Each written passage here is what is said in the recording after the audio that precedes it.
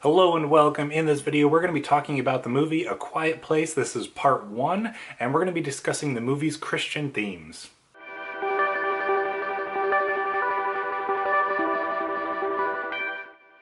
Welcome once again. My name is Austin, and this channel is all about digging deeper and going further to better understand faith and film and everything that's in between. If that sounds exciting to you, make sure you click that subscribe button down below so you don't miss out on any new content. With the recent release of A Quiet Place Part 2 and my having seen it this past weekend, I wanted to talk about that movie and its Christian themes, but I figured if I was going to talk about Part 2, I should probably talk about Part 1 first. And the reason I also wanted to do that is because years ago, before this was a YouTube channel, I wrote this kind of in a blog format. And in that blog, A Quiet Place was one of the movies that I wrote about. So I've kind of adapted that blog post into this video here. So this will be Part 1 in a 2-part series. I think I'm going to put both videos out this week if I have the time, where we talk about both Quiet Place movies and their Christian themes. So A Quiet Place was released in 2018 and was my favorite movie that year. It tells the story of a family that is forced to live in silence while being hunted by creatures that seek out purely by sound. Though this movie is officially a horror movie, it's different from what you would typically expect. For me, every time I watch this movie, the themes are undeniably Christian. Even if that may not have been the intention, I find it clearly evident. One thing that frequently comes to mind as I revisit this movie is a lesson on noise versus silence. Experiencing how impossibly quiet each person must be in order to survive, as they learn to embrace the norms of this new lifestyle, speaks volumes. It reminds me of how noisy we are as a society. Oftentimes we think of silence as awkward or uncomfortable unless, like me, you're an introvert. But for this family, silence means survival. Anything above a quiet whisper almost guarantees death from the creatures around them. It's an exaggeration for sure, but in some ways it's not too far off from the society we live in, where you must carefully consider each of the words you speak. The world is filled with noise, and oftentimes for me, I have to quiet that noise that's around me in order to hear God's voice. As Ecclesiastes 3:7 tells us, there's a time for silence and a time to speak. The main theme of A Quiet Place is that of parenthood. Now, I haven't personally experienced parenthood, but this is a powerful message coming from what is known as a horror movie. Even Krasinski himself has discussed how he incorporated these themes into the movie.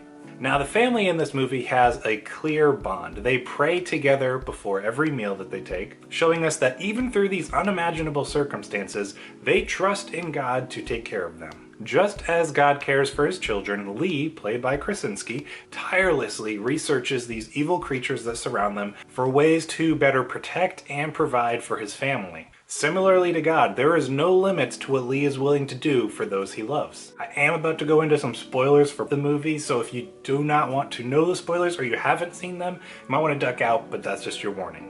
In the climax of this movie, we see this unconditional love that Lee has for his family, as he is willing to lay down his life for the protection of his children. Up until this point, one of Lee's children thinks that he blames them for something that happened to the family and no longer loves them. This is brought to his attention as he shares with his son how much he loves all of his children, to which his son responds that he needs to tell his daughter because she thinks that he no longer loves her. How many times do we forget to express our feelings for one another in our own lives? It's so easy to think, well, yeah, of course I love them, and forget that's not enough, and they need to hear it from us. When Lee finally has the chance to express his love for his daughter once again in the climax of this movie, when he's about to lay his life down for her, it is one of the most powerful moments in this movie. I would be remiss if I did not bring this back around to the Christian faith. Similarly to Lee's decision here, in the Bible we see how God